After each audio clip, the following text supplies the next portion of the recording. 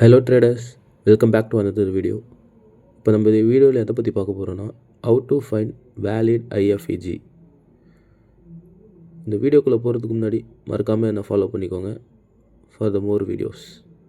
இப்போ வாங்க நம்ம வீடியோக்குள்ளே போகலாம். இந்த ஸ்ட்ராட்டஜியோட நேம் பார்த்திங்கன்னா CRT model. 4 hour time frame change பண்ணிக்கிட்டேன். இப்போ 4 hour 1 AM கேண்டலோட லோவை வந்து மார்க் பண்ணிக்கிட்டேன்.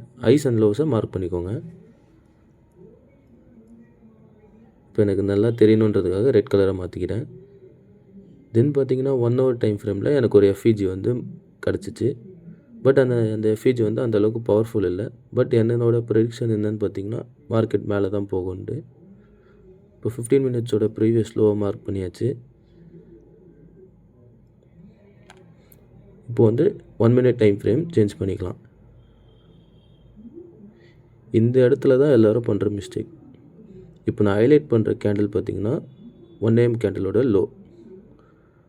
1 AM கேண்டில் லோ ஸ்வீப் ஆகும்போது ஒரு செல் சைடு எஃப்இஜி ஃபார்ம் ஆகிருக்கு.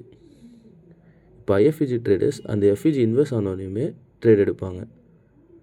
எஸ்எல் வந்து ப்ரீவியஸில் வச்சுட்டு எடுப்பாங்க. இந்த இடத்த சிஐஎஸ்டி லைக் அப்படி நினச்சிட்டு அவங்க எடுப்பாங்க. பட் அதோட ஃபினிஷிங் பார்த்திங்கன்னா எஸ்எல்லில் தான் போய் முடியும். ஸோ எப்படி கரெக்டான எஃப்இஜி ஃபைண்ட் பண்ணுறதுன்னு இப்போ நான் சொல்கிறேன்.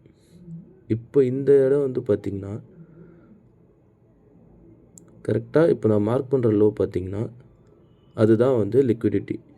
அந்த லிக்விடிட்டி அர்ன் பண்ணது தான் ப்ராப்பரான லிக்விடிட்டி ஸ்வீப்.